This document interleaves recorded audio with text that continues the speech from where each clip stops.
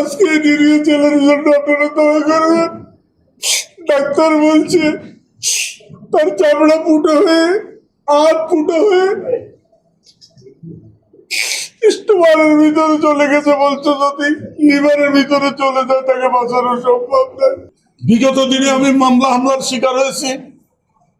আজকে এই প্রথম নোয়াখালী চৌমানিতে আমাদের পশ্চিমাঞ্চলে সন্ত্রাসী হয়, আমাদের হাজিপুরের দক্ষিণ অঞ্চলে সন্ত্রাসী হয়, সন্ত্রাসী গ্রুপটা হয়, কিন্তু আমাদের চৌমানি বাজারটা ছিল একটা শান্তিপ্রিয়। আমার সাথে বিরোধ কিসের? মদের ব্যবসা। আমি আপোষ করি নাই। সে মদের ব্যবসা করে আমার ভাই, তার এখনো লাইসেন্স আছে, 2026 সালের মদের লাইসেন্স আছে। আমি আপোষ করি নাই। আমি 30 বার আল্লাহর কাছে সফর করে 30তম সফর করে আসছি। ডিসেম্বরে আবার যাওয়ার নিয়ত করেছি। আমার সাথে তার বিরোধ সত্যের ন্যায়ের আর অন্ধকারে। সে মানুষের উপরে জোর করে চাঁদাবাজি করে। এখানে সমস্ত দোকানদার আছে, আপনারা বলেন তাকে আমি তার সাথে সম্পর্ক সেট করার আগে একটা লোক ব্যবসা করতে পারছেন মার্কেটে? সমস্ত লোক থেকে চাঁদা নিত, দরজা ভাঙতো, মানুষদেরকে কুকুরের মতো মারত। এখানে মদের ব্যবসা করতো, মদের ব্যবসা করতো। আমি এর বিরোধিতা করছি। 2026 সালেও মাদকদ্রব্য নিয়ন্ত্রণের থেকে আপনারা সার্চ দিয়া তার নামে আপনি নেন। যদি 2026 সালে তার নামে মদের লাইসেন্স না থাকে, আমার সমস্ত বক্তব্য মিথ্যা বলে আমার বিরুদ্ধে শাস্তির ব্যবস্থা করুন। আমি এর বিরুদ্ধে যুদ্ধ করেছি।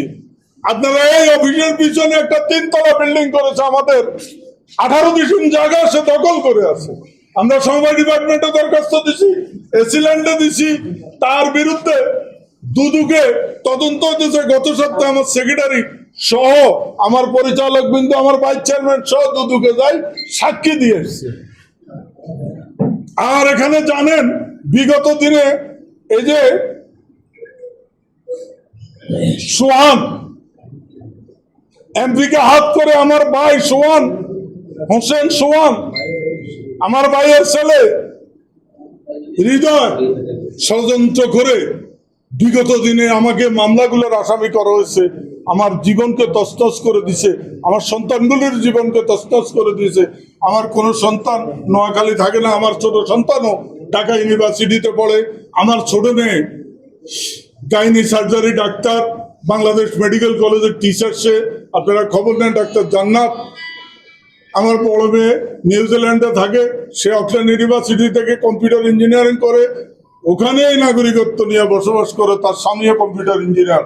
আমার বড় ছেলে 2011 সাল থেকে আমেরিকাতে বসবাস করে, নাগরিকত্ব নিয়ে সেখানে ব্যবসা বাণিজ্য করে। আমার কোনো সন্তানও এখানে আসে নাই। অতএব আমাকে মারার জন্য, হত্যা করার জন্য যে ষড়যন্ত্র, যে কিলিং মিশন শুরু করেছে, আগামী দিনে এই কিলিং মিশন নতুন নতুন করে হবে। হয়তো আমি থাকবো না, আর আপনাদের সামনে আসতে পারবো না। নেক্সট টার্গেট কি আমি জানি না। আল্লাহর আস্তে সকল সাংবাদিক, ইলেকট্রনিক মিডিয়া, ফিন মিডিয়া, যারা ক্রিকেট কন্টেনার করে ইয়ে করে, আমি তো সবকিছু জানি না।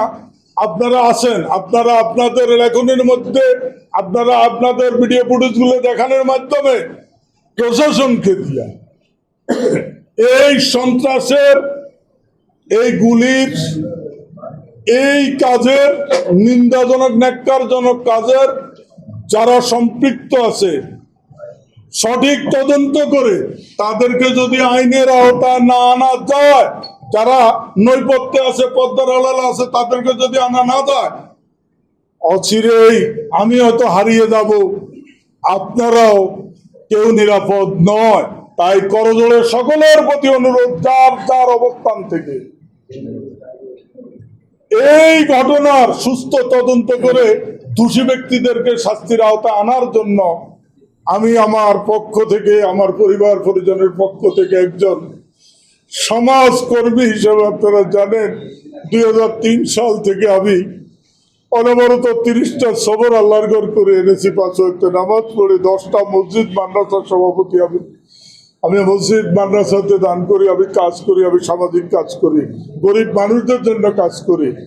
আমাকে এই জন্য হয়তো আল্লাহ পাক আপনাদের সামনে উপস্থিত করেছে। আজকে আমার পাশে যে আছিল একটা নিরপরাধ ছেলে আছেন সেন্টু, আজকে আমি বলবো না মৃত্যুর সাথে পাঞ্জা লড়েছে, কারণ এই কথাটা গুনার কথা। আমি বলবো ছেলেটা মৃত্যুর প্রহর ঘটতেছে, কখন শেষ নিঃশ্বাস ত্যাগ করবে, কখন আমরা একটা সংবাদ পাবো একটা চ্যালেঞ্জ করার জন্য। আজকে এই নিরীহ ছেলের জন্য আপনারা দয়া করবেন। ডাক্তার বলছে তার চামড়া ফুটো হয়ে, হাত ফুটো হয়ে স্টোমারের ভিতরে চলে গেছে, বলছে যদি লিভারের ভিতরে চলে যায় তাকে বাঁচানো সম্ভব নয়। 20% আশ্বাস দিছে যে বেঁচে থাকবে, 80% তার মৃত্যু সংবাদের জন্য আমরা অপেক্ষা করতেছি। আমরা একটা নিষ্পাপ, একটা উদীয়মান ব্যবসায়ী, একটা পাঞ্জাগানের নামাজি ছেলে গিয়ে আমাদের বয়স থেকে হারিয়ে আমরা আজকে তার নামাজের জন্য অপেক্ষা করতেছি। আল্লাহর রাস্তে আপনারা সকলেই সাহায্য করেন, সকলের কাছে সমাজের জন্য সাহায্য চাই। আর যদি বেঁচে থাকি, আমি যে ন্যায় নীতি আদর্শের উপরে আছি, সামাজিক অবস্থার উপরে আছি, সাধারণ মানুষের কল্যাণের কাজে আছি, শেষ নিঃশ্বাস পর্যন্ত এই কাজটুকু করে যাব যতদিন বেঁচে আছি। আমি আল্লাহকে সাক্ষী রেখে আপনাদের সামনে ওয়াদা করতেছি। এই বলে আমি আমার বক্তব্য শেষ করছি। কথা হবে। আল্লাহ আপনাদের সকলের মঙ্গল করুন।